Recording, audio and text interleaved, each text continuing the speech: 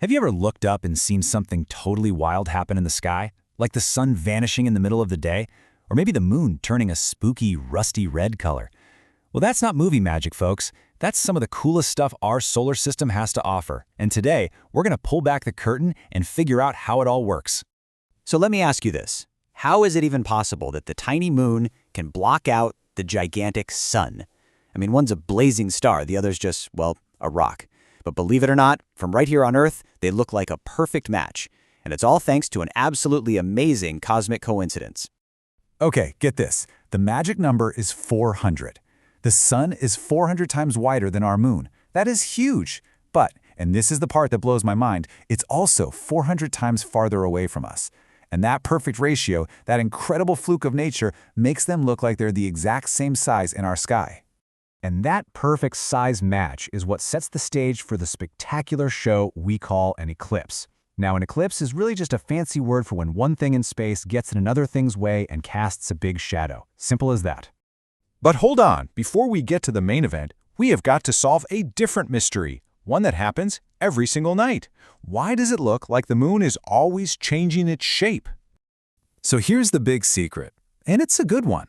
The moon doesn't have a light switch. It's not glowing or making any light of its own. It's really just a giant, dusty mirror hanging out in space. The beautiful moonlight we see is nothing more than sunlight bouncing off its surface.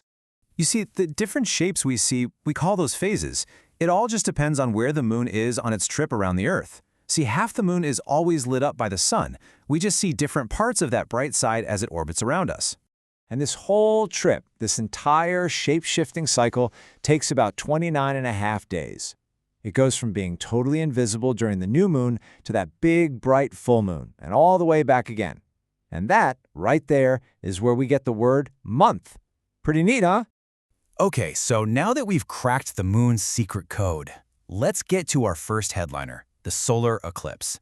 This is when things get really crazy, and the sun just seems to, poof, disappear. For a solar eclipse to happen, you need a perfect cosmic lineup. The moon has to pass directly between the sun and the Earth, casting this long, long shadow all the way onto our planet. You can kind of think of it as the moon photobombing the sun. Now, not all eclipses are created equal. It all depends on which part of the moon's shadow you're standing in. If you're in the darkest, centermost part, that's the umbra, you get the main event, a total eclipse. But if you're in the fainter, outer shadow, the penumbra, you'll just see a partial one. And sometimes the moon is a little too far away from Earth, so it looks a bit too small to cover the sun, creating this awesome ring of fire. And oh man, if you are ever lucky enough to be in the path of a total eclipse, you are in for a treat. For just a few minutes, the sun's wispy, ghostly outer atmosphere, the corona, comes out to play. You might even see Bailey's beads, little glimmers of sunlight peeking through the moon's valleys. And my personal favorite is the diamond ring, that one brilliant flash of light right before everything goes dark. Okay, let's get serious for a second. Safety. I cannot say this enough times. You have to protect your eyes. Staring at the sun, even when it's just a sliver, can permanently damage your vision. And no, your sunglasses are not going to work. You need to have special, certified eclipse glasses. No exceptions. All right, so let's flip the script. We talked about the moon casting a shadow, but what happens when the Earth is the one casting the shadow? Well, that's when we get a lunar eclipse, famously known as the blood moon. So for a lunar eclipse, the order is Sun, Earth, Moon. This time, our entire planet gets in the way, and the Earth's huge shadow just sweeps right across the face of the moon, making it go dark. But wait, why red? Why doesn't it just go black? Well, think of Earth's atmosphere like a giant filter. As the sunlight passes through it, all the blue light gets scattered away. That's why our sky is blue, by the way. But all the red light makes it through, getting bent and focused right onto the moon. Let that sink in for a second. That weird red glow on the moon, that's the light from every single sunrise and every single sunset happening on Earth at that exact moment, all projected onto the moon. The moon is literally wearing a blanket made of sunsets. How cool is that?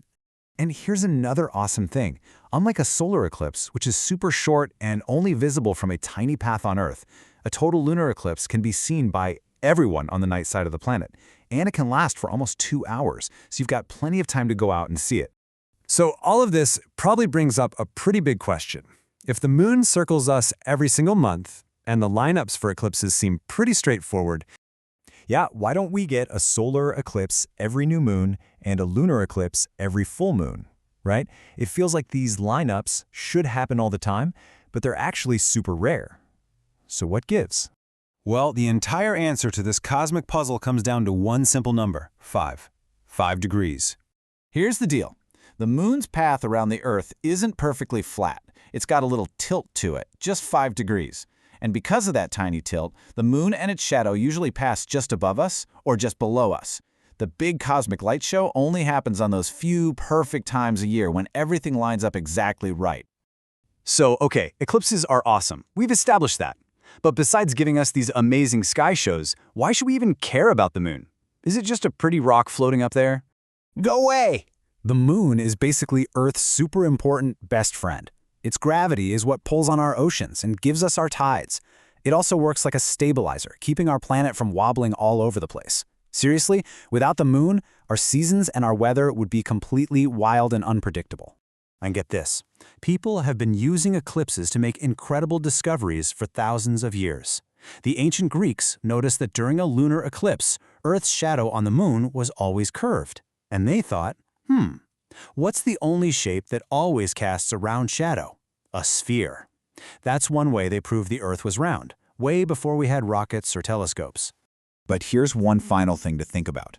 The moon is slowly, very, very slowly, drifting away from us. We're talking about 4 centimeters every single year. So what does that mean? It means that perfect cosmic coincidence we started with, the one that makes the sun and moon look like a perfect match, well, it has an expiration date. Billions of years from now, the moon will look too small in the sky to ever cause a total solar eclipse again. So we're living in a really, really special time. Don't take it for granted. Get out there, enjoy these amazing sky shows, and always remember to keep looking up.